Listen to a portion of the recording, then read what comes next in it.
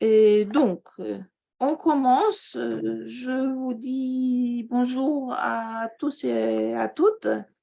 Et comme vous avez entendu, notre rencontre est enregistrée et j'ai le plaisir d'ouvrir cette séance de notre séminaire, le séminaire de recherche en sciences humaines et sociales du Centre de civilisation française et d'études francophones de l'Université de Varsovie, qui se tient cette fois-ci dans notre bibliothèque, mais avec notre invité en ligne. Et je rappelle notre sujet général de cette année qui est la sécurité en tant qu'un concept à la croisée des époques et des disciplines. Et aujourd'hui, nous allons aborder un nouvel aspect de cette problématique avec la communication de Christophe Paoli, intitulée Liberté et sécurité dans le numérique, enjeux, besoins, menaces et droits. Et Christophe Paoli, d'ailleurs chercheur associé du centre et docteur habilité en informatique, et vice-président chargé des relations internationales de l'Université de Corse. Avant, il a occupé les postes d'expert technique international et de docteur adjoint à l'université Galatasaray en Turquie, et puis d'attaché de coopération scientifique et universitaire à l'ambassade de France en Pologne, ici à Varsovie. Et ses travaux de recherche sont nombreux. Et si je ne me trompe pas, il porte sur les questions liées au développement du web, des algorithmes et de l'intelligence artificielle, ainsi que sur l'utilisation de l'apprentissage automatique pour prédire des séries temporelles. Tu me corriges si besoin. Et après la communication de Christophe, j'invite tous à participer au débat et vous pouvez bien évidemment prendre la parole, surtout ici en salle, mais aussi inscrire vos questions sur le chat si vous êtes en ligne. Un grand merci Christophe d'avoir accepté notre invitation et je te passe la parole. Bien, merci beaucoup Alicia. Donc j'espère qu'on m'entend bien. Dzień dobry, comme on dit chez vous, j'ai au moins retenu ce mot de mon passage assez long en Pologne pendant ces 4 ans. Donc un très grand plaisir d'avoir été invité, et donc c'était très naturel d'accepter cette invitation, de me rappeler ces si bons souvenirs. Donc merci Alicia, merci Kinga, et merci Monsieur le directeur, merci Laurent de m'inviter dans votre centre. Donc bonjour à toutes et à tous. Donc j'espère que vous m'entendez très bien. Je vous ai préparé une petite quelques slides, une quarantaine, donc je ne devrais pas dépasser le temps imparti pour voilà, vous laisser le temps à la discussion, au questionnement et aux réflexions. Donc, j'ai voulu, avant de vous présenter le plan de la présentation, peut-être indiquer quelques motivations. En tout cas, moi, ce qui m'a motivé, que j'avais envie de vous parler, c'est donc déjà de vous faire un peu découvrir les bases de la sécurité informatique pour mieux en comprendre les enjeux, les besoins et puis les impacts sur nos vies, à la fois nos vies personnelles, mais aussi notre vie dans le monde du travail. Et s'interroger aussi sur les libertés dans le numérique, dans un contexte juridique, mais aussi politique. On le voit de plus en plus, notamment à travers le conflit entre l'Ukraine et la Russie actuellement. Et puis, voilà, voir ce positionnement qu'il faut sans cesse changer face au progrès technologique. On va parler aussi un petit peu d'outils comme ChatGPT qui modifient nos vies et tous ces outils d'intelligence artificielle, etc. Donc, voilà un peu les deux grandes motivations qui m'ont amené à construire cette présentation. La présentation est donc en deux parties. Donc d'abord, les bases de l'informatique, on va partir sur une définition, de savoir ce qu'est un système d'information et quels sont les enjeux de sécurité par rapport à ces systèmes d'information. Pourquoi les pirates nous attaquent en fait et attaquent ces systèmes d'information. On va voir qu'il y a quand même une sorte de nouvelle économie de la cybercriminalité, hein, même si c'est un délit, il y a un business derrière qui s'organise et qui est bien structuré et qui est planifié et qui offre des services que l'on peut louer, acheter, etc. Donc c'est assez intriguant, on dira. On va voir aussi donc les impacts possibles sur la vie privée, sur ce qu'on appelle les infrastructures critiques. On en donnera la définition. Puis on verra, on conclura pour se faire un peu peur ou pour peut-être se rassurer, quelques exemples d'attaques, de menaces qui peuvent voilà, nous impacter. Et dans la deuxième partie, j'aborderai le contexte de la liberté dans le numérique. Donc, je ne suis pas un spécialiste de droit du numérique, mais je l'aborde à travers un cours de sécurité informatique générale que j'enseigne ce semestre. Et donc, voilà, j'ai été amené à aborder un peu ces notions. Donc, je ne suis pas un spécialiste, mais voilà, je voulais vous transmettre aussi ce que j'ai pu en retenir. Donc, le contexte juridique et politique qui est assez complexe. Le droit du citoyen dans le numérique, avec notamment la réglementation RGPD européenne, règlement de la protection des données personnelles, et puis voilà, conclure un peu sur ces progrès technologiques, ce qui peut nous attendre et voilà ce que comment peut-être on devrait se positionner ou les questionnements que nous sommes en droit d'avoir. Alors, on va commencer donc par cette première partie et définir ce qu'est un système d'information. Donc, c'est un ensemble de ressources destinées, donc des ressources physiques, matérielles, logicielles, hein, qui sont, et humaines aussi, qui sont destinées à collecter, classifier, stocker, gérer, diffuser de l'information et donc des données au sein d'une organisation, donc publique, privée, une université, une entreprise qui vend du service. Voilà. On construit hein, tout ce qui est informatique est géré, normalement piloté dans un système d'information où il y a du matériel, du logiciel et de la donnée. Et donc, cette information, ces données, ça devient le nerf de la guerre. C'est même déclaré comme le nouvel or noir. Hein. On a des données qui peuvent être monétisées, sur lesquelles on peut déployer des services. Donc, ce nouvel or noir, donc, pour toutes les entreprises, les administrations, les organisations, il y a des initiatives d'ouvrir les données hein, pour créer du business, mais aussi voilà, de la transparence aussi dans la décision politique. Et donc, un système d'information, il doit permettre et faciliter la mission de l'organisation. Si l'organisation vend des choses, ce système d'information doit permettre de vendre des produits. Dans une université, le système d'information doit permettre de collecter le savoir, diffuser le savoir, comme par exemple la visio qu'on est en train d'organiser.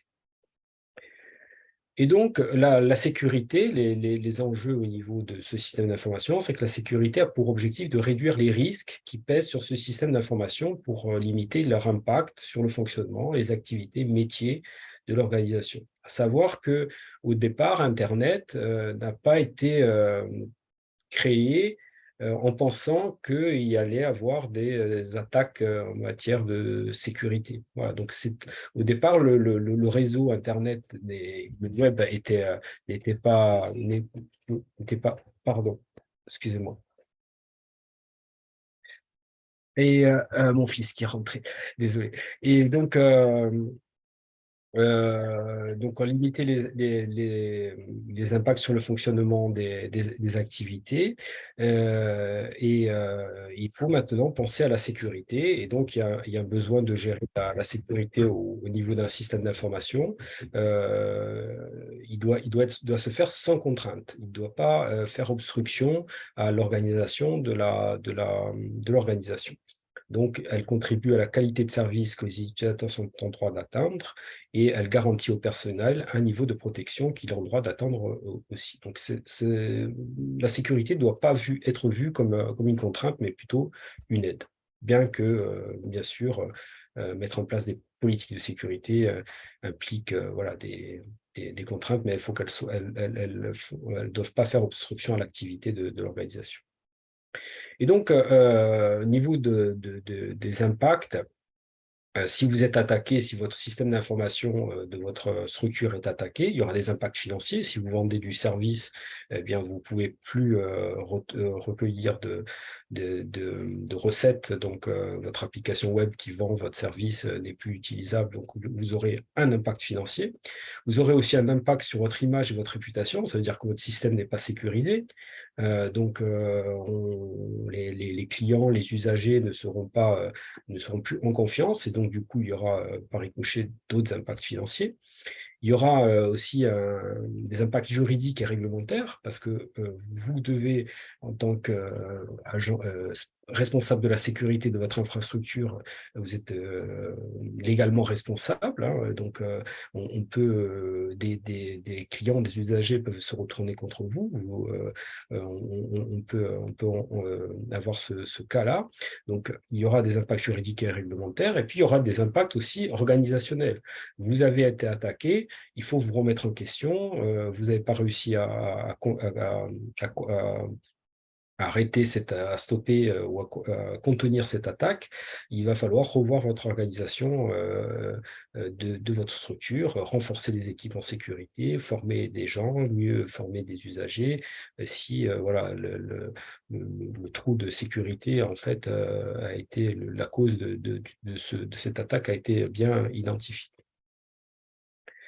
Alors, peut s'interroger maintenant pourquoi il y a des pirates informatiques, en fait. Pourquoi ces pirates s'intéressent à nos systèmes d'information, mais aussi à nos ordinateurs personnels.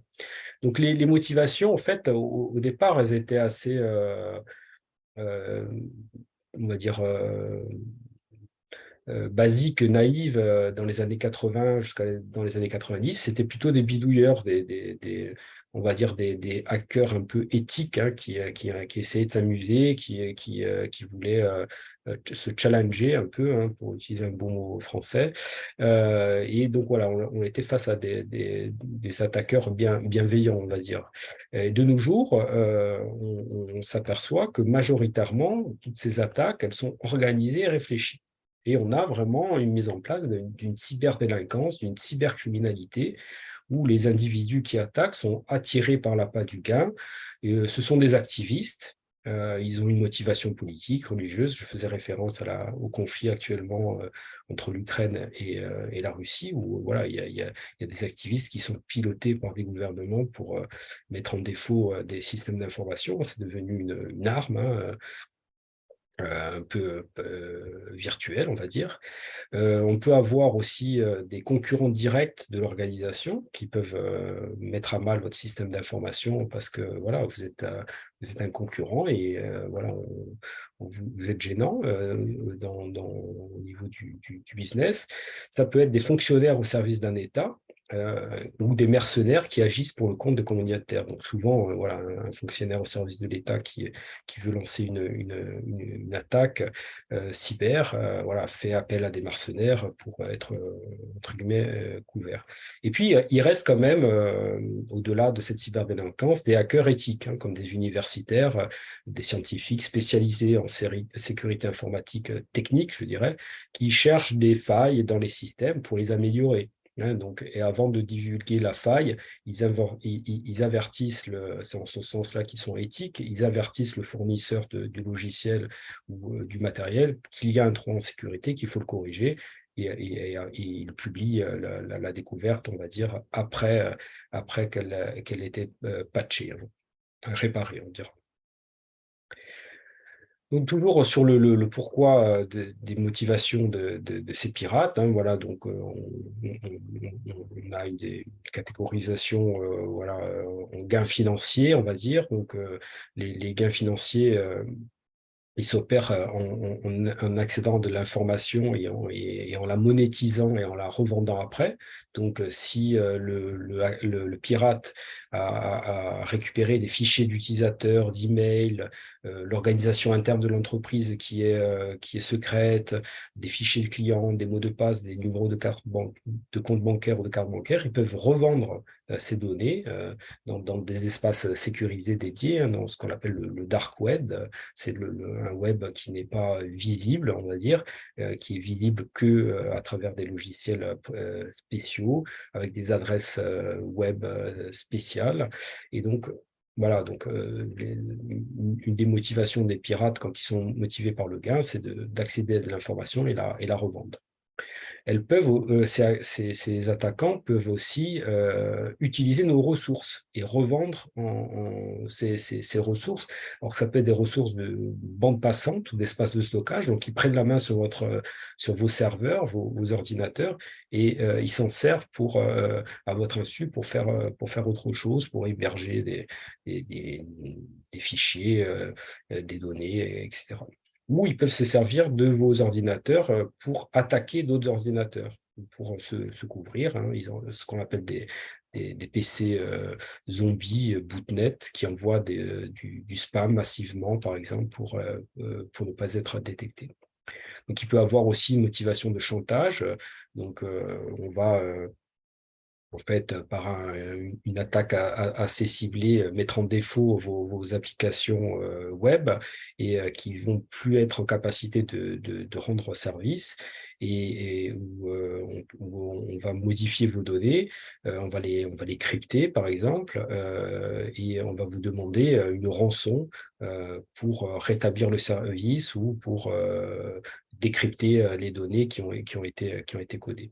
Et ça peut être bien sûr de l'espionnage industriel, concurrentiel, étatique. Là, vous ne vous apercevez même pas, normalement, si l'espion est bon, que voilà, des données ont été dérobées ou modifiées.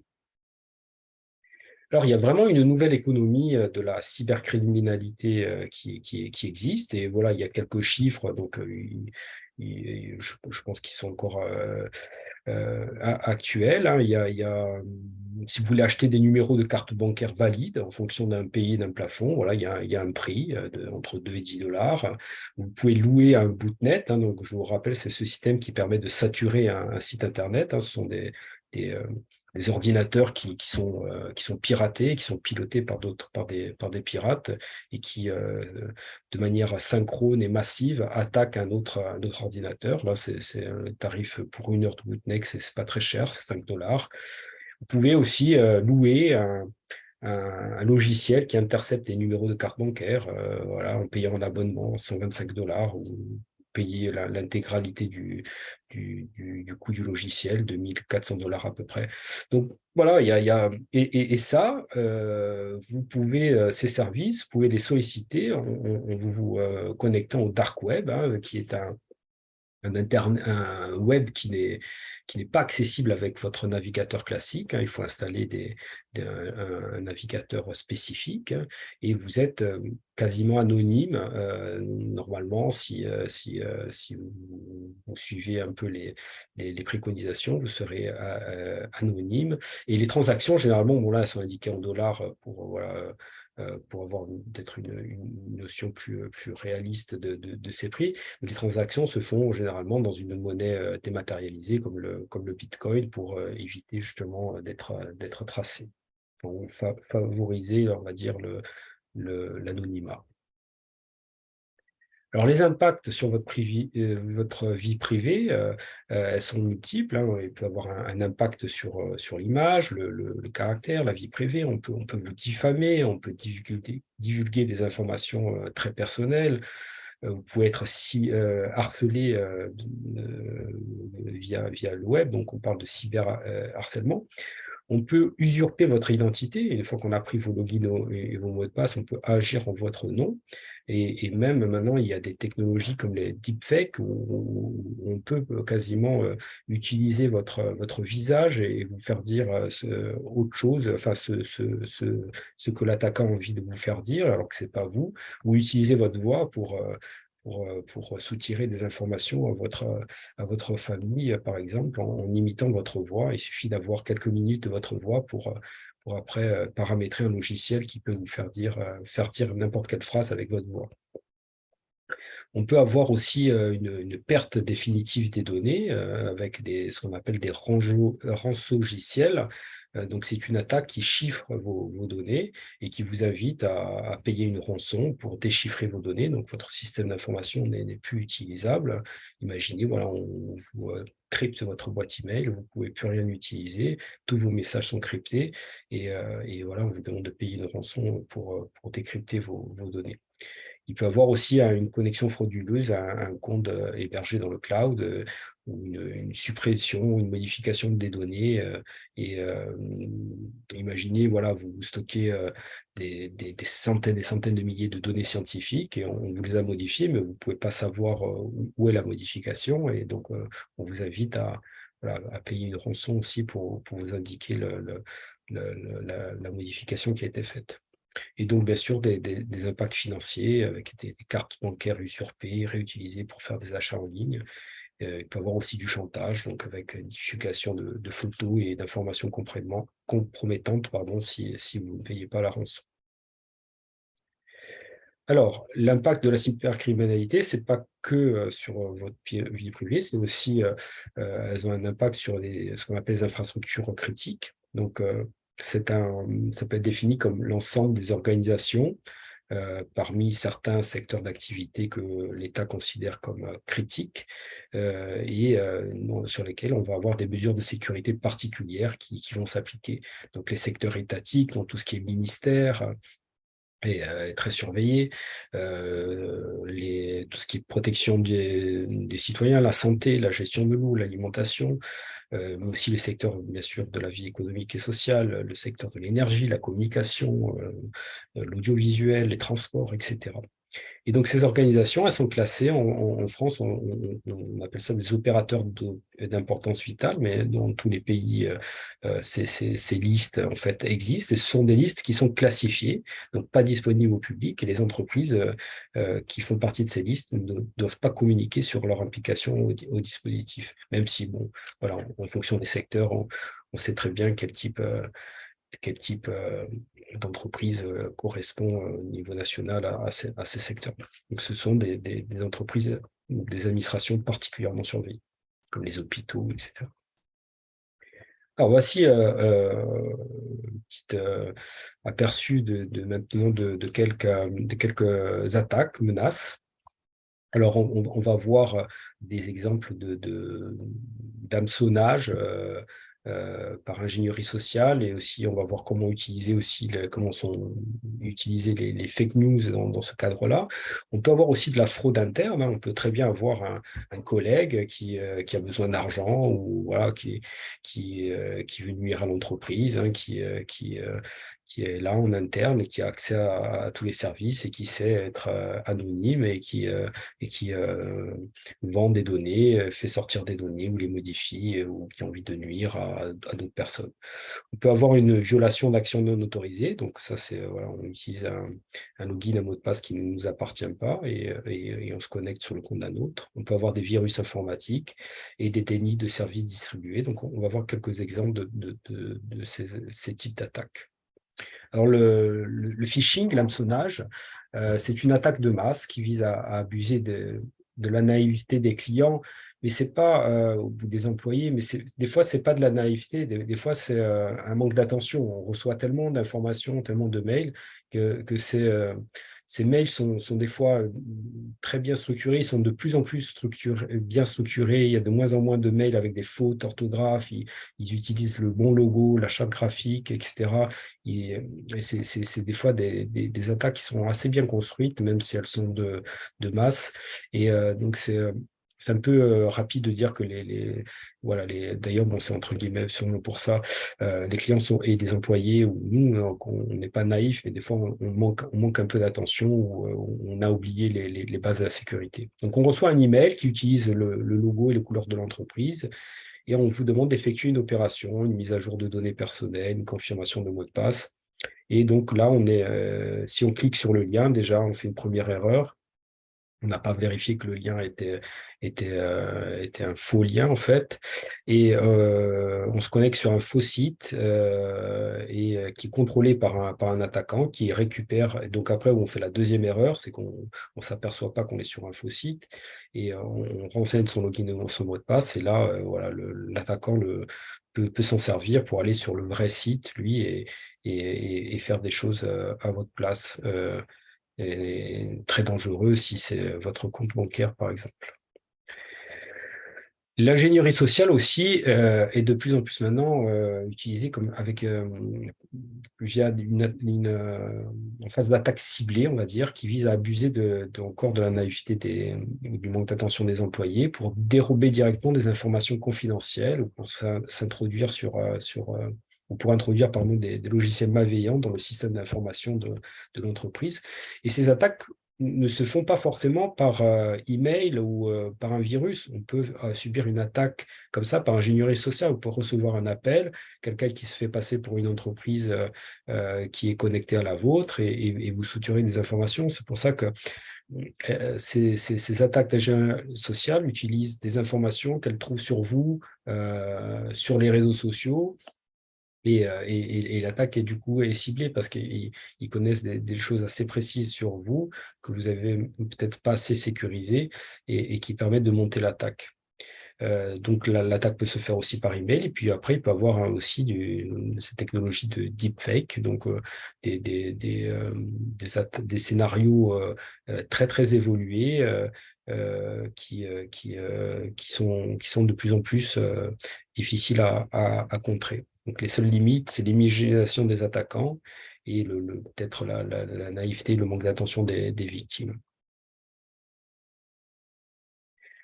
Voici un exemple d'attaque avancée. Donc, il y a des photos, alors je ne sais plus quelle année c'était, mais il y a des photos intimes d'acteurs, de chanteurs, de présentateurs célèbres qui étaient stockées sur le service d'Apple iCloud, qui ont été diffusées en ligne. Et en fait, Apple a indiqué que les comptes de ces personnes, ces stars, n'ont pas été compromis par des attaques ciblées. Donc, en fait, c'est une attaque sûrement par ingénierie sociale qui a permis de répondre aux questions de sécurité. Et les questions de sécurité, c'était facile à répondre parce que enfin, facile entre guillemets, parce que ces personnes étaient célèbres, elles mettaient beaucoup d'informations sur elles, sur leur vie personnelle, sur les réseaux sociaux. Et donc, du coup, les hackers avaient la réponse à leurs questions. Et le fait que le nombre de tentatives de mots de passe avant verrouillage du compte était trop élevé a permis une attaque par ce qu'on appelle force brute. On essaye plein de logins et de mots de passe avec un dictionnaire qui était alimenté par ces informations présentes sur les réseaux sociaux qui a permis cette attaque. Des attaques un peu plus récentes qui coupent l'ingénierie sociale avec fake news. Elles sont aussi, elles font partie de ce qu'on appelle des attaques de masse. Et donc, voilà, on parlait de l'activité russe. Voilà, il y a c'était quasiment, on va dire, prouvé. En tout cas, il y a eu une enquête sur la tentative d'influence russe pour influencer l'élection américaine, l'élection présidentielle de 2016. Et il y a une agence russe qui a normalement appliqué une tactique par ingénierie sociale pour influencer à base de fake news ces élections. Et donc, le rapport du procureur Mueller indique bien que voilà, cette agence a mené des opérations de désinformation et de communication sur les réseaux sociaux aux États-Unis dans le but de semer le désordre, dans le but ultime d'interférer avec l'élection. Et donc là, c'est un cas d'ingénierie sociale à grande échelle. Autre attaque et on va dire menace, c'est la violation d'accès non autorisé si si on utilise des mots de passe qui sont trop faibles. C'est assez compliqué pour un usager d'avoir toujours des mots de passe très différents pour chaque application, assez longs, assez complexes, parce qu'après, il faut les retenir, etc. Et les hackers peuvent utiliser cette faiblesse et créer des scripts automatiques, donc des petits programmes pour tester des logins avec tous les mots de passe couramment utilisés et qui sont issus d'un dictionnaire. Et, euh, et donc, il y a des outils comme ça qui permettent de casser les mots de passe. Et ils sont très efficaces pour des mots de passe qui sont simples et pas trop longs. Donc, voilà, donc maintenant, il existe d'autres moyens d'authentification qui émergent, comme la biométrie, les clés USB ou la double vérification avec un code SMS en plus, des mots de passe qui ont une durée de vie très, très limitée aussi. Donc, voilà, il y a des innovations aussi qui sont en cours, mais voilà, il faut être très prudent avec les mots de passe et essayer d'avoir une hygiène de sécurité informatique à la hauteur. Donc, parlant d'hygiène de sécurité, voilà, donc là, ici, il y a un blog que j'ai retrouvé là qui chaque année, je ne l'ai pas mis à jour là pour l'année 2002 ou 2003, mais je pense que c'est pareil. Ce blog donne un classement des pires mots de passe, voilà, et combien de comptes utilisent ces pires mots de passe. Voilà, le 1, 2, 3, 4, 5, 6 est utilisé par 103 millions de comptes dans le monde, quoi. Voilà, donc ça, c'est des mots de passe, voilà, qu'il faut pas utiliser, qui sont facilement cassables. Vous voyez, il y a euh, password comme mot de passe ou QWERTY, et c'est aussi très, très utilisé. Donc, on peut avoir aussi comme attaque des attaques par virus informatique. Ce sont donc des petits programmes logiciels qui se propagent d'un ordinateur à un autre et qui interfèrent avec le fonctionnement de l'ordinateur. Et donc, ces attaques, ces attaques sont massives, mais elles sont elles s'avèrent être maintenant de plus en plus ciblées vers un secteur d'activité. Donc, il y a des attaques pour des secteurs d'activité très précis, euh, très sophistiqués et furtifs. C'est-à-dire voilà, qu'on ne peut pas difficiles à détecter. Et donc, les vecteurs d'infection sont une pièce jointe dans un email, une clé USB qui traîne, qui a été laissée par, voilà, qui a été laissée par un attaquant au bon endroit, un site web aussi. C'est un clic sur un site web qui est malveillant ou piraté. Le partage de réseau ouvert, donc ça, c'est ces infrastructures réseau. Et donc, les conséquences, c'est que voilà, on peut installer ce qu'on appelle un cheval de Troie, donc un logiciel malveillant sur un poste de travail. On peut récupérer des données comme les cartes bancaires, les identifiants, les mots de passe. On peut prendre la main sur votre caméra web euh, et donc surveiller ce que vous faites, prendre des photos compromettantes de vous ou des vidéos. On peut détruire vos données, on peut chiffrer vos données pour vous demander une rançon, etc. Autre exemple d'attaque, c'est le déni de service distribué. Donc, j'en ai un peu parlé en introduction, hein, c'est ce qu'on appelle les bootnets. Donc, c'est des réseaux d'ordinateurs qui sont infectés, donc plusieurs milliers ou millions d'ordinateurs infectés, qui ensemble vont attaquer une cible et vont donc du coup, cette cible n'est pas dimensionnée pour recevoir autant de demandes, autant de requêtes. Et donc, le serveur va être hors service. Imaginez, voilà, vous avez une boutique en ligne qui est assaillie de requêtes par des milliers, des millions d'ordinateurs qui sont infectés. Il vous donne pas, il vous installe pas un virus, mais juste il vous interroge trop de fois pour que vous supportiez la charge et ça vous fait tomber votre système. Et en plus, l'attaquant, lui, il est couvert puisque c'est pas lui qui conduit l'attaque, mais il a conduit indirectement. Et voilà aussi un risque pour finir cette liste d'attaques.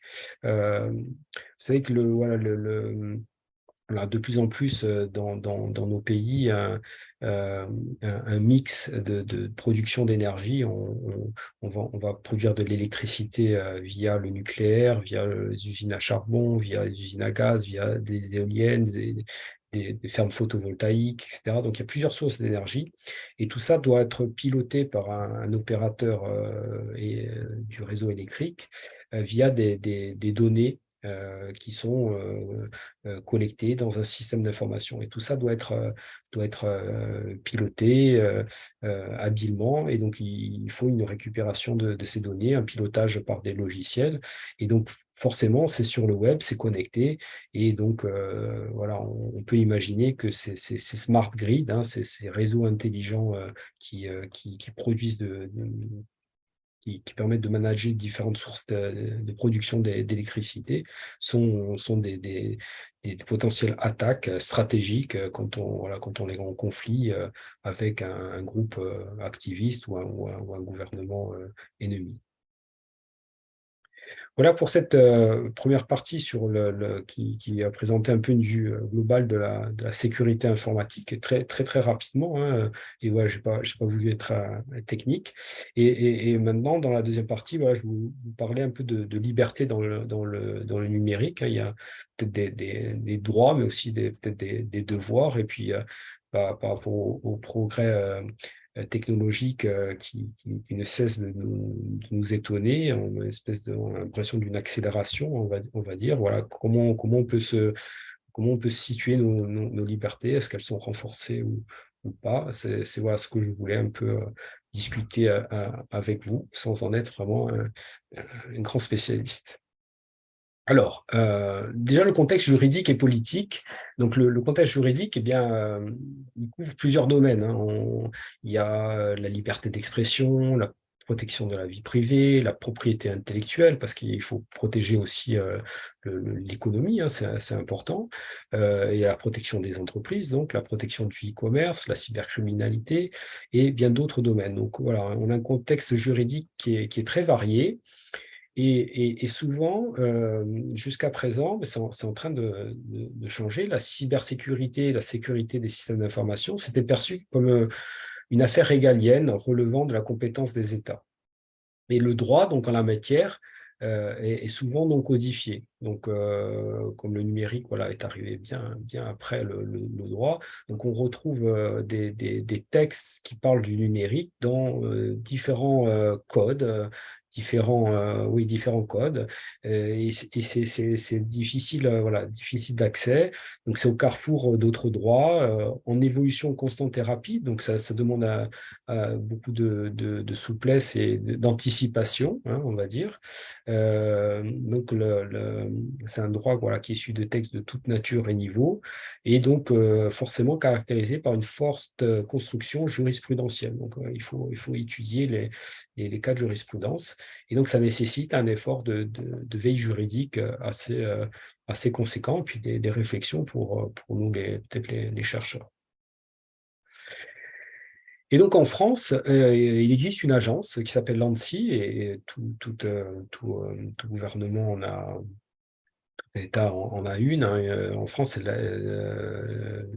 cette agence, donc il existe une agence qui pilote et qui coordonne la politique nationale en matière de sécurité des systèmes d'information. C'est l'Agence nationale de la sécurité des systèmes d'information.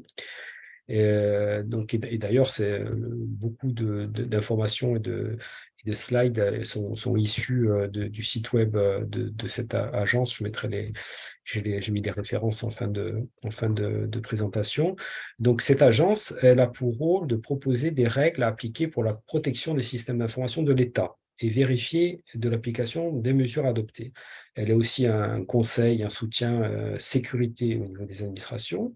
Elle a aussi vocation à informer le public et à contribuer au développement de services de confiance. Donc, elle préconise certains logiciels, certains matériels, etc. Et donc, voilà, donc c'est une mission d'information au public, c'est dans ce cadre-là que un peu cette présentation a pu être aussi en grande partie construite. Et elle a des missions aussi à l'international. Je vous disais que voilà, la cybersécurité, la sécurité des systèmes d'information était très orientée était une affaire régalienne, mais ça le devient de moins en moins. Et on note voilà, quelques quelques missions à l'international de l'agence française en la matière. Donc, promouvoir la vision française. Donc là, bon, on peut dire que c'est encore régalien, hein, puisque voilà, on veut promouvoir l'expertise française. On veut construire l'autonomie stratégique européenne. Donc là, du coup, on est plus dans la souveraineté européenne. On veut contribuer à la cybersécurité des organisations internationales. Donc, on coopère au niveau international aussi. Et on coopère et aussi, c'est la coopération et le soutien au développement de capacités en cybersécurité, donc capacités humaines, techniques, technologiques, et donc avec l'idéal de bâtir la paix et la sécurité internationale du cyberespace. Donc on voit que ça devient politique, ça devient un enjeu politique et pas que juridique et régalien. Et donc la sécurité est désormais perçue comme un enjeu politique, public, de politique commerciale, de stabilité internationale. Et il y a un certain nombre d'États, d'ailleurs, de gouvernements, qui nomment des ambassadeurs pour le numérique, et la France en fait partie. Donc pour influencer dans le domaine numérique, il y a des ambassadeurs. Je ne me rappelle plus le nombre de pays qui ont un ambassadeur, mais la France en a un, et voilà, il est détaché auprès du ministère des Affaires étrangères et a un rôle important. Et donc, la cybersécurité est un enjeu politique de stabilité internationale. L'appel de Paris pour la confiance et la sécurité dans le cyberespace en novembre 2018 est un exemple, hein. C'est la plus grande initiative multi-acteurs au monde en matière de cybersécurité. Qui a reçu près de 1200 soutiens de tous les continents, États, entreprises, organisations, sociétés civiles, collectivités. 80 États sont signataires, et donc avec le soutien fort, on va dire, et important des États-Unis, de la Commission européenne, lors de l'édition 2021 du Forum de Paris sur la paix. Et c'est une initiative française, on va dire, au départ. À l'échelle européenne, hein, il y a une stratégie de la cybersécurité qui a été renouvelée en 2020, qui propose donc de renforcer la sécurité des services essentiels, hôpitaux, énergie, transport, mais aussi des objets connectés. Hein. On est de plus en plus entouré d'objets connectés, et c'est pas, comme ils sont assez petits et avec un coût assez modeste, au niveau sécurité, c'est pas vraiment ce qui se fait de mieux. Donc, la Commission européenne est inquiète de ça, de pouvoir attaquer une maison connectée, attaquer une voiture connectée. C'est un risque parce que voilà, ça n'a pas été pensé pour être sécurisé au départ. C'est des petits objets voilà, dont le coût est assez modeste.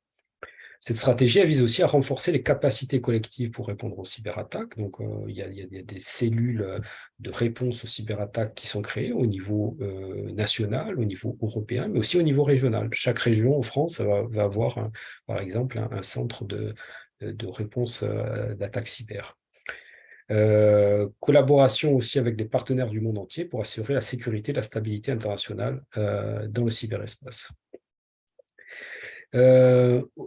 Aussi, on notera une directive relative à des mesures pour un niveau commun élevé de cybersécurité dans l'ensemble de l'Union en 2022, pardon, avec une demande à ce que les États membres incorporent ces dispositions dans leur droit national en moins de 2 ans. Il y a aussi un renforcement de l'Agence européenne de la cybersécurité, qui est une agence qui vise à garantir un niveau élevé de cybersécurité dans l'Europe. Et puis, il y a un projet en ce moment de Cyber Solidarity Act. Ça, en tant qu'Européen, donc on est conscient. Donc c'est assez original, et je pense qu'il n'y a qu'un seul pays à part l'Europe qui a comme ça un règlement général sur la protection des données, un RGPD. Donc qui est relatif à la protection des personnes physiques à l'égard du traitement des données à caractère personnel et à la libre circulation de ces données. Et donc, il y a un comité européen aussi qui veille à l'application du RGPD dans les pays. Et dans chaque chaque pays, il y a une agence, un service qui s'occupe à la bonne application du RGPD. Et en France, c'est la CNIL qui coopère aussi à un niveau européen avec ses relatifs. Alors, les principaux enjeux du RGPD, donc, c'est renforcer les droits des individus, donc un renforcement des droits existants, avec aussi l'introduction de nouveaux droits, droit à la portabilité, droit à l'effacement. On peut demander à ce que certaines informations personnelles soient déférencées, donc n'apparaissent plus dans les moteurs de recherche, n'apparaissent plus sur les sites web, etc. Il y a un renforcement de l'obligation des responsabilités des entreprises. Donc, il y a l'extension, par exemple, aux sous-traitants de ces obligations. Ce n'est pas parce qu'on sous-traite que le sous-traitant ne doit pas s'occuper du RGPD. Et il y a un pouvoir des autorités qui est renforcé aussi avec un renforcement, une augmentation du montant des amendes, vous voyez, avec des chiffres assez importants, et un renforcement de la coopération entre les autorités. Donc le RGPD, donc j'en parlais, il y a un droit à l'effacement, droit à l'effacement, oui, c'est le droit à l'oubli. Le RGPD prévoit ce droit à l'oubli et c'est un concept qui a été vu comme une des valeurs et comme un droit fondamental de l'Europe, donc qui permet à un individu de demander le retrait sur le web de certaines informations. S'applique concrètement, soit par le retrait de l'information sur le site d'origine, on parle de l'effacement, soit par un déréférencement du site Internet par les moteurs de recherche. Et ça s'applique aussi à l'étranger par des entreprises qui sont implantées sur le marché européen, et ça, c'est quelque chose d'assez fort. Je voulais aussi vous parler du droit à l'anonymat. C'est une notion aussi qui participe à la protection de la liberté d'expression et au droit du respect de la vie privée, puisqu'il faut aussi protéger les lanceurs d'alerte. Et ce n'est pas toujours compatible avec le numérique, puisque dans le numérique, il y a toujours une trace. Je vous parlais du dark web. Si on y met les moyens, si un État y met les moyens ou une entreprise y met les moyens, on peut toujours retrouver les personnes. Du moment que c'est numérisé, il y a une trace. Et donc, voilà, je vous parlais du Darknet, qui est un web qui se veut être caché, on va dire, et qui ne l'est pas véritablement.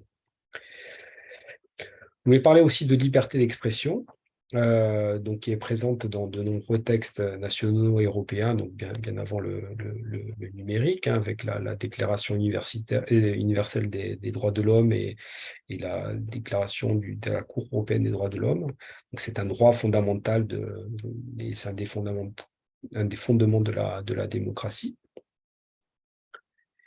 Mais à l'ère du numérique, on peut s'interroger sur certaines limites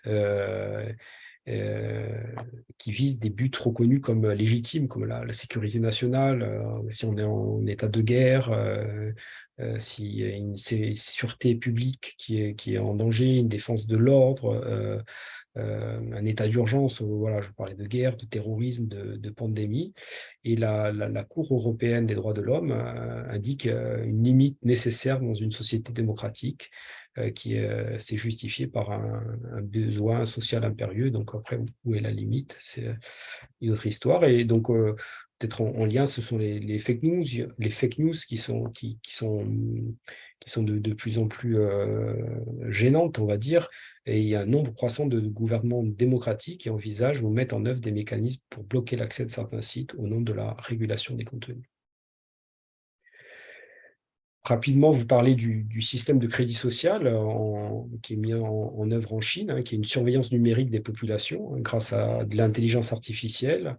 Il y a un système de récompense ou de pénalité pour ceux qui respectent ou ne respectent pas les règles éditées. Et donc, il y a un outil de surveillance globale qui permet donc de noter et de réduire certaines possibilités à des citoyens.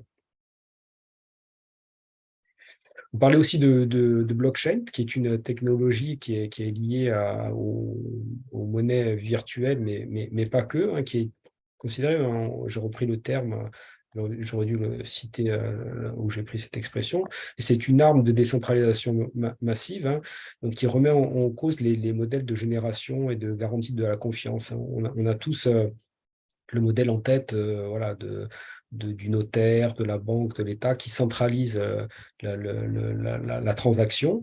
Et là, c'est un outil qui est en ligne, technologique, là, qui permet d'automatiser une transaction, de l'authentifier, de l'horodater, tout en garantissant son immuabilité, son inviolabilité. Et ça remet en cause le besoin d'un État, hein, quasiment, hein, on va dire, pour le dire facilement. Alors, pour conclure, parce que je crois que j'étais un peu long, aussi, je vais conclure sur les progrès technologiques en cours et à venir très, très rapidement. Donc, vous parlez de l'intelligence artificielle, hein, un outil comme ChatGPT, GPT, donc je ne sais pas si vous avez pu l'utiliser, c'est assez incroyable en tout cas comme résultat ce que ça peut donner. Ça remet en question, par exemple, la propriété intellectuelle, puisque ça crée... Ça peut créer comme des œuvres ou des textes, ça peut créer des images, etc. Et donc, ça remet en question cette notion de propriété intellectuelle. C'est aussi, ça peut être utilisé à des fins de piratage, hein. On peut lui demander de créer une attaque par ingénierie sociale assez bien ficelée, hein. C'est assez surprenant. Autre application de l'intelligence artificielle, c'est par exemple la prédiction des crimes, hein, qui peut interroger. Et donc, par rapport à, je n'ai pas mis toutes les menaces, entre guillemets, liées à l'arrivée de ces technologies d'intelligence artificielle, mais en tout cas, l'UNESCO s'est saisi de la problématique et est en train de mettre en œuvre une régulation pour parler d'éthique de l'intelligence artificielle. Et je reprendrai juste la phrase du site web de l'UNESCO qui indique que l'intelligence artificielle transforme nos sociétés et remet en question ce que signifie être humain. Et puis, juste, voilà, un petit dernier que j'ai repéré il y a pas très longtemps, qui n'est pas très lié à l'intelligence artificielle, mais le speed up. Donc, c'est un nouveau mode d'écoute de la musique chez les jeunes qui écoutent la musique en accéléré et qui remet en question aussi le droit de la propriété de ces morceaux de musique, hein, parce qu'ils sont accélérés, donc on ne sait pas à qui ils appartiennent, puisque est-ce que la nouvelle musique qui a été générée appartient à l'auteur qui a généré la musique originale, on ne sait pas encore. Et puis, rapidement, l'avènement de l'informatique quantique. Donc ça, c'est un nouvel ordinateur, on va dire, qui calcule beaucoup plus vite, hein, qui est basé sur de la physique quantique et qui met en œuvre une sorte de parallélisme de calcul qui va permettre de résoudre rapidement des calculs jusqu'ici qui étaient impossibles. Donc, il y a des problématiques informatiques, mathématiques qui étaient reconnues comme très compliquées à résoudre en temps. Et ces ordinateurs quantiques risquent donc, par exemple, de casser des algorithmes de cryptage et tous les mots de passe, en fait, qui régissent un peu la sécurité informatique en ce moment. Donc ça, c'est un progrès technologique qui risque d'être fort impactant. Et enfin, donc, dernier slide avant la série de questions. Voilà, j'ai mis un peu une synthèse, hein, suite au développement du numérique. Hein, je pense qu'il existe une complexité de trouver un équilibre entre liberté d'expression, échange et droits individuels et collectifs. Et aussi, en fonction des continents, des cultures, il y a une perception différente de ce qu'est la sécurité, l'informatique, l'intelligence artificielle, les robots, etc. Et donc, ce sont des technologies qui sont vraiment en perpétuel renouvellement et il y a vraiment un besoin d'anticiper, d'éduquer les utilisateurs et faire donc du coup évoluer les droits et aussi les modes de gouvernance et les politiques. Je m'arrêterai là. Merci pour votre attention. J'ai mis les deux sources principales qui m'ont aidé à construire cette présentation qui, voilà, j'espère, vous a plu. Merci. Merci beaucoup.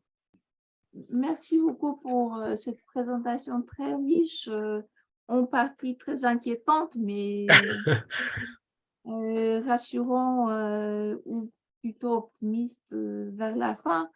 Et Ainsi, je voudrais ouvrir le débat. Est-ce qu'il y a des remarques, des questions?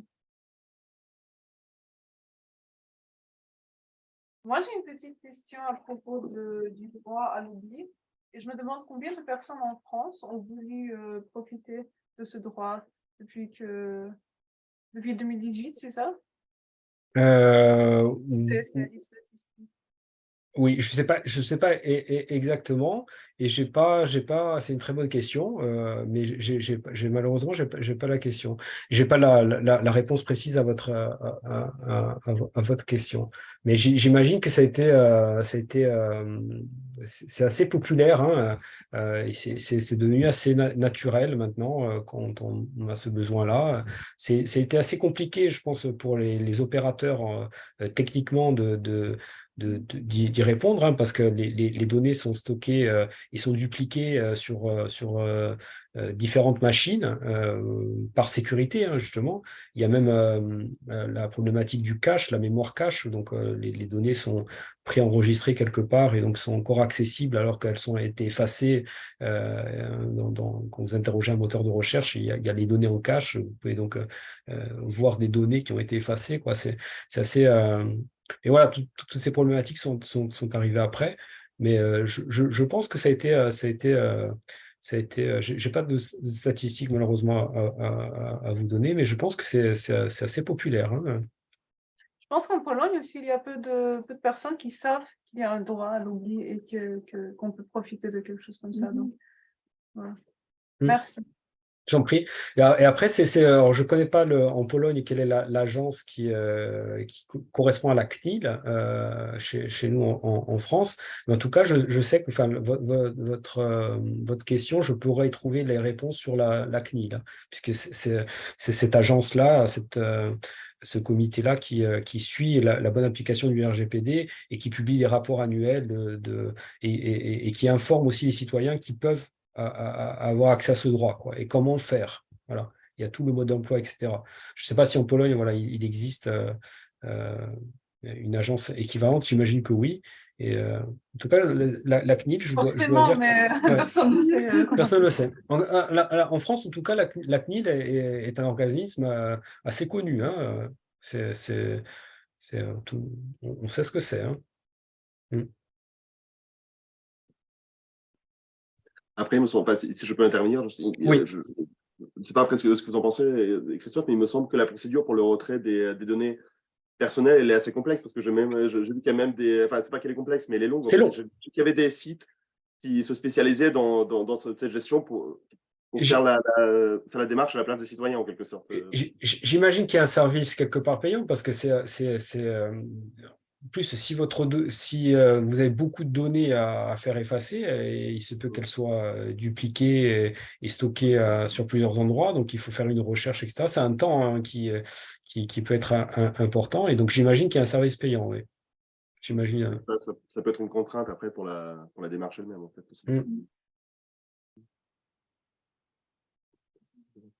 J'ai une question à propos du nombre des attaques sur notre identité, sur notre donnée. Est-ce que vous croyez qu'avec la multiplication des algorithmes, ça sera plus facile ou plus difficile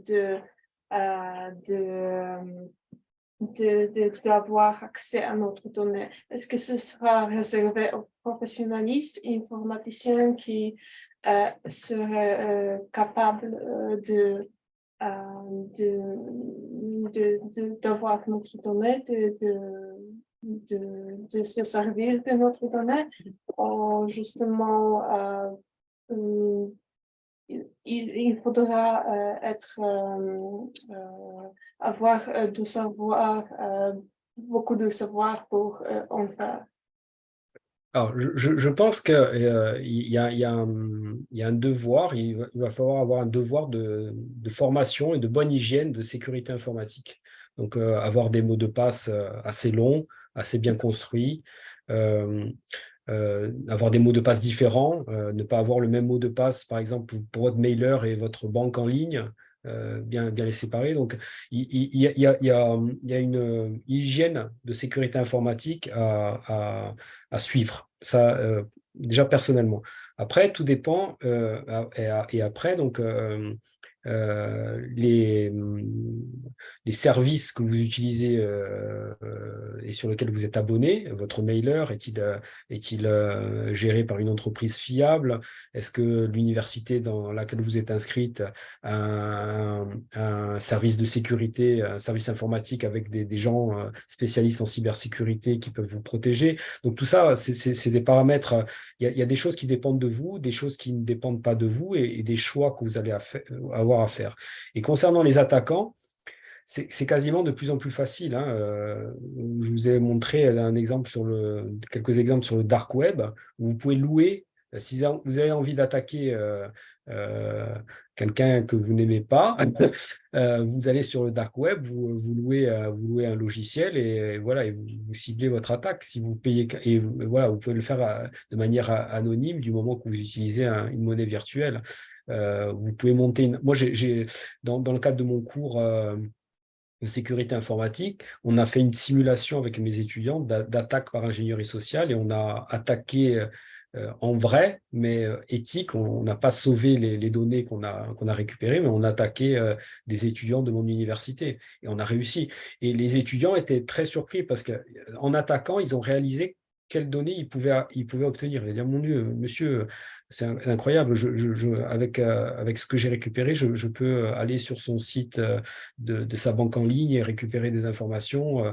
C'est incroyable qu'il se soit fait attraper si facilement, quoi. Voilà, donc il y a une conscience à avoir, une hygiène, une attention, et il faut être conscient hein, que c'est un business maintenant et qu'il y a un activisme aussi politique. Hein. On est attaqué parce qu'on est polonais ou parce qu'on est français et qu'on est ami avec un pays qui est en guerre.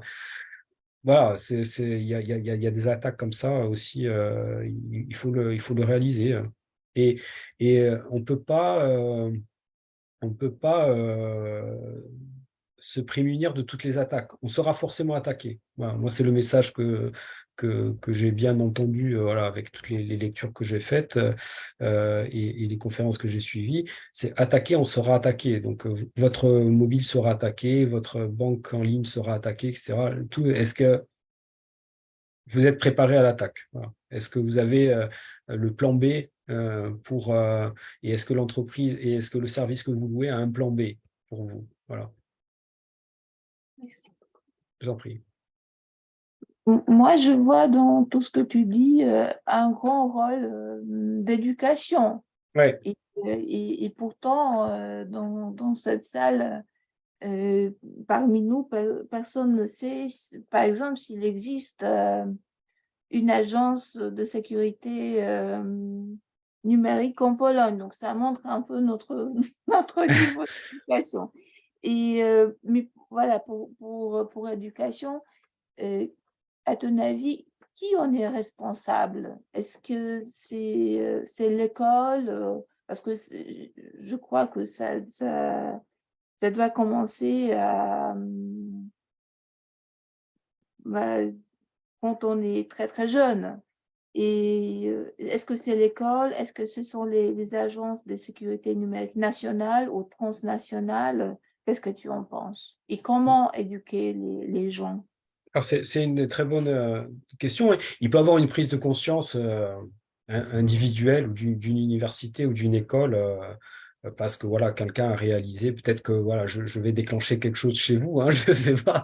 Mais en tout cas, en France, ce qui s'est passé, il y a eu un livre blanc. La France a aperçu voilà, qu'elle était pas au niveau, hein, assez faible en matière de cybersécurité, a vu que c'était un enjeu stratégique, politique, au niveau international.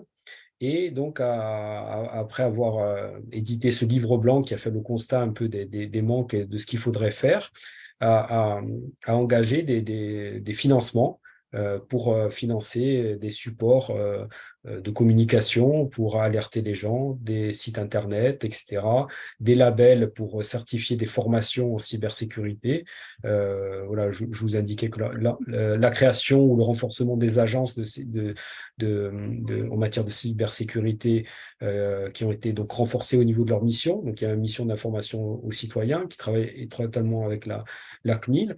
L'ANSSI, là, donc cette agence nationale de sécurité des systèmes d'information, est très active, donc il y a beaucoup de moyens. Elle met à disposition des supports, elle encourage les universités à créer des masters de sécurité informatique. Nous, on n'y a pas répondu encore, vous voyez.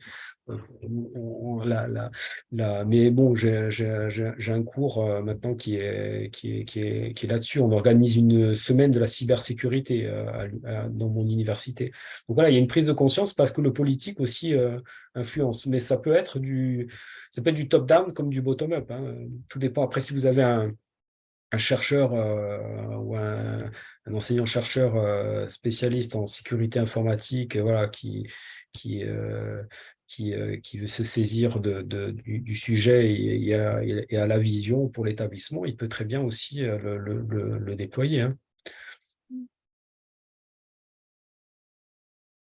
Merci. Mais tu as raison, hein, la formation est très importante et il y a déjà une première notion d'hygiène de sécurité informatique au niveau, par exemple, avec des mots de passe ou comment s'apercevoir qu'on est face à du phishing. Après, c'est évident, hein. Et puis, il y a des exercices de simulation. Voilà, dans mon université, voilà, on va l'exercice de simulation d'attaque par ingénierie sociale, on va la reconduire l'année prochaine parce que c'est stimulant pour les élèves, hein, ils étaient vraiment, c'est une espèce d'enseignement par le jeu. Et puis c'était un cas réel et ils ont bien aimé. Et puis ça a aidé aussi à ceux qui ont été attaqués de se rendre compte que voilà, ils n'avaient pas fait attention. Et c'est un petit signal d'alerte qui est utile. Mais je pense que une partie du problème, c'est aussi le fait que les cours de cybersécurité qui sont donnés dans les écoles primaires et secondaires, au moins en Pologne ou au Canada, ce sont des cours très ennuyants. Et donc, à cause de ça et à cause du fait qu'on n'apprend pas la programmation. Donc, on n'a aucune idée vraiment des codes qu'on peut utiliser pour faire tout. Voilà, oui. Et on ne sait pas quel est le côté pratique de tout ça jusqu'à, je pense, jusqu'au niveau universitaire. Mais il y a très peu de personnes aussi qui veulent étudier l'informatique. Et donc, oui, ça serait utile d'en parler plus au niveau d'école primaire, secondaire.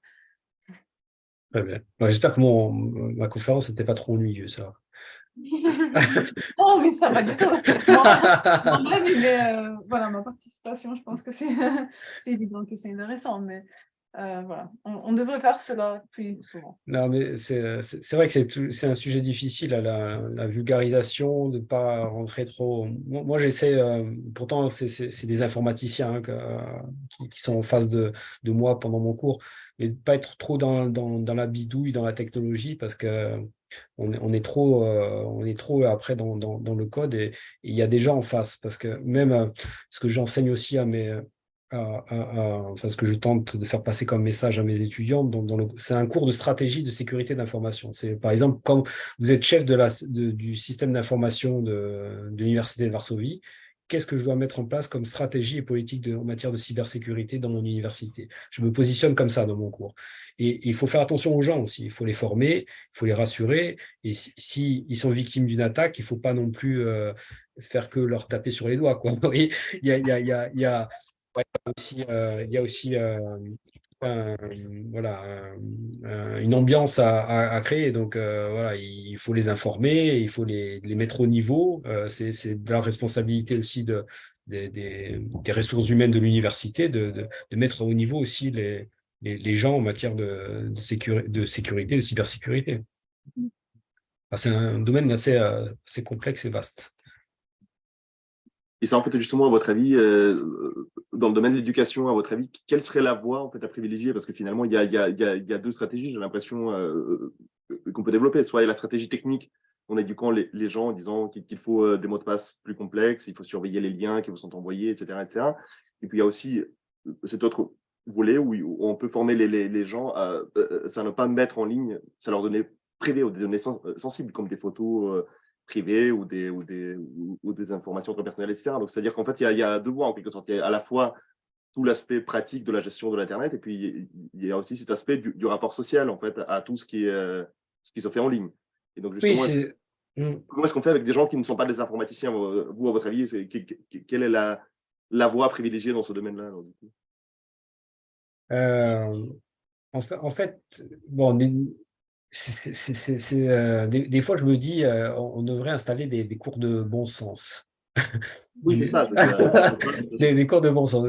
Ça paraît tellement évident que, mais bon, si ça n'a pas été fait, c'est que c'était pas évident et que voilà, si le mauvais comportement est observé, il faut le corriger. Donc, à part du essai-erreur, malheureusement, je ne sais pas quoi. Voilà. Pour l'instant, répondre et voir si ça dure. Est-ce que c'est un effet pas de mode, mais parce que ces réseaux sociaux aussi ont un effet très très clivant. Hein, ça aussi, ça a un lien aussi avec quelque part avec la sécurité informatique, parce que voilà, on est peut-être moins attentif, on se fait absorber par des effets d'annonce, etc. On est atterri par des fake news parce qu'elles sont, voilà, elles sont plus attrayantes alors que c'est faux, et même on sait que c'est faux, mais on dit, Mais on clique. mais on clique quand même. Voilà. Donc je pense que en fait, c'est assez nouveau, et peut-être que notre cerveau doit mettre du temps, va mettre un certain temps à s'habituer à ça. Et puis aussi, il y a aussi la technologie qui va pouvoir nous assister aussi, hein, parce que l'intelligence artificielle est à la fois une source de risque, mais une source aussi de progrès. Et l'intelligence artificielle peut provoquer des, des, euh, des, euh, des, euh, des actions négatives, mais peut aussi prévenir, détecter par exemple des fake news. Ça se fera quasiment forcément que par de l'intelligence artificielle. Détecter des spams, quasiment 80% de nos mails sont spammés, et ces spams sont détectés assez efficacement par de l'intelligence artificielle. Donc, il y a aussi un savoir-être, une éducation. Moi, je suis d'accord avec vous. Et puis après, il y a la technologie aussi sur laquelle on peut s'appuyer, mais il faut la comprendre. Et il y a la transparence des algorithmes qui va être important. Et cette thématique de l'éthique de l'intelligence artificielle est assez complexe, hein. Je ne sais pas trop comment l'aborder, comment ça va être abordé. Mais voilà, s'interroger sur voilà, que fait un algorithme, essayer de le comprendre, etc. Et cette intelligence artificielle, hein, voilà, j'avais fait une petite présentation au centre sur voilà, comment marchent ces outils, hein, mais c'est des vraies boîtes noires, hein, avec des centaines, des millions de paramètres qui s'ajustent, et on ne sait pas pourquoi ça marche, mais il arrive à trouver la relation entre l'entrée et la sortie sans avoir à expliquer et sans qu'on comprenne vraiment comment ça marche. Enfin, on sait comment ça marche techniquement, mais le sens, il n'y est pas. Il y a tellement de paramètres qu'on a. Oui, on sait pas quel bouton en fait est le plus important, quoi. Et peut-être ils sont tous importants en même temps en fait. Et c'est fascinant, hein. Une question peut-être aussi sur le plan en fait, institutionnel, parce que vous avez évoqué évidemment cet aspect-là de la justice. Et en fait, je me demandais dans quelle mesure est-ce qu'aujourd'hui les outils juridiques sont efficaces, parce que dans la mesure où justement la cybercriminalité met l'accent sur l'anonymat, donc c'est-à-dire que sur la question de l'anonymat, sur la question de délocalisation en quelque sorte, en plaçant les serveurs dans des pays qui sont loin des zones mieux contrôlées. Donc est-ce qu'aujourd'hui, à votre avis, la justice a des outils efficaces pour agir contre ce type de cybercriminalité? Parce qu'on a l'impression qu'on reste encore dans une réflexion par État, pratiquement, même s'il y a des normes évidemment européennes, etc. Et que du coup, ça échappe complètement à la logique de l'Internet, qui, elle est complètement transfrontalière, en fait. C'est toute la difficulté, hein. C'est un cyberespace, un espace virtuel, et s'il n'y a pas d'accord de réciprocité entre les pays, donc vous n'allez pas pouvoir intervenir juridiquement. Voilà. Après, je ne suis pas un spécialiste de droit du tout, et je m'intéresse à la question du droit de l'informatique depuis peu, mais voilà, comme c'est un espace virtuel, s'il y a réciprocité entre dans un espace fermé comme l'Europe, voilà, l'enquête peut se poursuivre. Mais il y a quand même une coopération entre pays amis, hein, on va dire comme ça, où des réseaux de hackers ont été démantelés par une coopération internationale. Et il n'y a que comme ça, à mon avis, que l'on peut y arriver. Et moi, ce que je me dis, c'est que ces hackers, s'ils existent, c'est qu'ils sont utiles pour certains gouvernements. Et donc, Oui, c'est ça. c'est comme les voyous, quoi. S'il y a des voyous physiques et qui ne se font pas attraper facilement, c'est qu'ils sont utilisés des fois politiquement, quoi. Donc, voilà. Et je pense que ces hackers, ils sont utilisés, recrutés et cachés et protégés, hein. Sinon, on les trouverait assez facilement. Et c'est très difficile, hein, quand les données sont cryptées, anonymisées, et qu'il y a des relais sur des centaines et des centaines d'ordinateurs, de suivre tout ça. C'est très minutieux. Après, les gens bougent. C'est c'est pas simple, hein. Mais si on y met les moyens, si on veut trouver, on trouve, hein. Voilà, c'est ce que je me dis. C'est une question de moyens, comme toujours, finalement. Voilà, je pense que c'est une question de moyens. C'est bon, mais je peux me tromper. Ouais. Je pense que c'est une question de moyens. J'ai une question. Est-ce que vous croyez que la manière dont les attaqueurs se servent pour avoir accès à notre donnée peut être usée comme un moyen pour transmettre des logiciels qui nous aideront à lutter contre cette attaque? Cela veut dire pour créer un réseau d'entraide, pour se servir de l'intelligence artificielle pour créer des programmes qui seront capables de créer une code qui répondait à cette attaque et le combattre justement. C'est une très bonne question. Je pense que oui. Ça peut être une solution aussi pour créer des logiciels, ou en tout cas la trame du logiciel, la structure principale. En tout cas, c'est déjà un peu utilisé comme ça, hein. ChatGPT est un exemple de logiciel qui utilise l'intelligence artificielle. Du moins que dans l'historique, il a été alimenté par des exemples d'attaques, il pourra en déceler une. Mais c'est un sujet difficile, hein. C'est un sujet très complexe en informatique qui est normalement pas faisable. Un logiciel qui construit un logiciel, normalement, c'est très compliqué. Voilà. Mais ça peut être une aide, hein, si j'ai bien compris la question, ça peut être une aide. À mon avis, oui. Donc, ce devra être un logiciel strict, une logiciel, justement pour transmettre un logiciel, pas un logiciel qui créera un autre logiciel, mais justement, c'est comme avec le vaccin, on avait le virus, donc les personnes qui attaquent, il fait une offensive, on a besoin de le vaccin, donc les logiciels,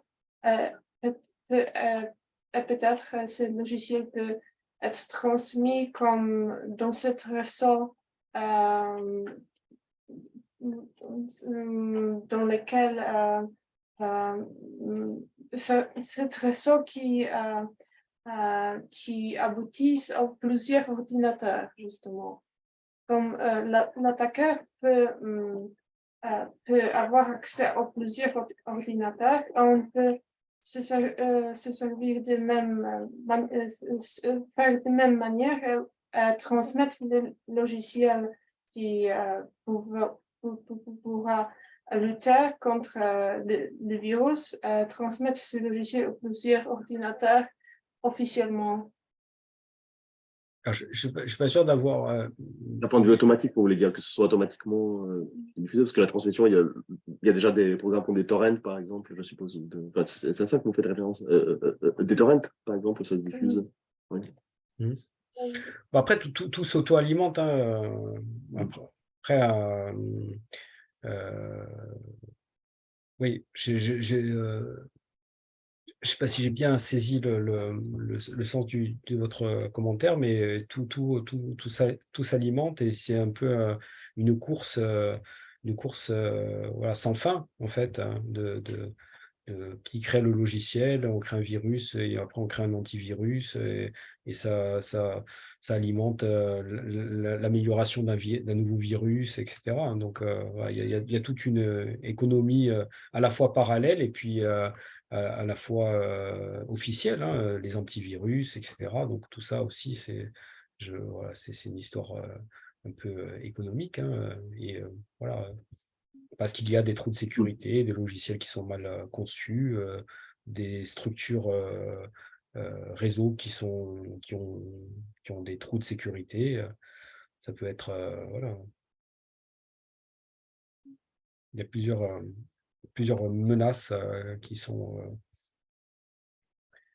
possibles. On peut avoir même des menaces physiques, hein, genre, un ordinateur une porte de bureau qui est pas fermé, vous laissez votre bureau ouvert, vous n'avez pas de déconnecté de votre ordinateur, on vous injecte un virus avec une clé. Voilà. La sécurité, c'est aussi voilà, des choses simples comme fermer la porte du bureau ou mettre en veille son écran.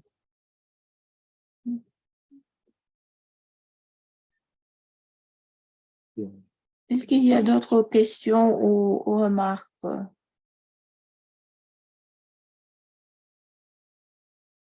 Sinon, je pense qu'on va s'arrêter sur ce point. Et je voudrais vous remercier, surtout Christophe, mais aussi tout le public pour cette séance. Un grand merci. Et je vous invite à notre prochaine rencontre le 10 mai. Et nous allons accueillir Madame la professeure Miroslava Vilopolska-Chmura de l'Université de Silésie, qui va parler du fonctionnement de la RFI, donc Radio France Internationale, dans le contexte de la sécurité de l'information. On change de contexte, encore une fois. Très bien, j'essaierai d'être connecté avec vous plus souvent. J'ajoute à chaque fois l'agenda, mais j'avoue que je n'avais pas réussi à me connecter avant aujourd'hui. Encore merci pour cet échange. Je peux mettre ma présentation à disposition si vous avez besoin. Très volontiers, oui, si ça vous ouais, embête je pas. vous l'envoie par mail. Oui. C'est comme ça. Très volontiers. Et on espère vous voir une prochaine fois à Varsovie en présentiel, même si on a discuté du virtuel aujourd'hui, donc peut-être. Avec plaisir, c'est pas, ça sera sûrement fait à partir de la rentrée prochaine, on va dire. Voilà, 2023-2024, volontiers. Très bien, très bien. Bah, merci beaucoup. Merci encore pour l'invitation. Et à bientôt alors. À bientôt. Au revoir. Merci. Au revoir. Merci, au revoir. Merci, au revoir.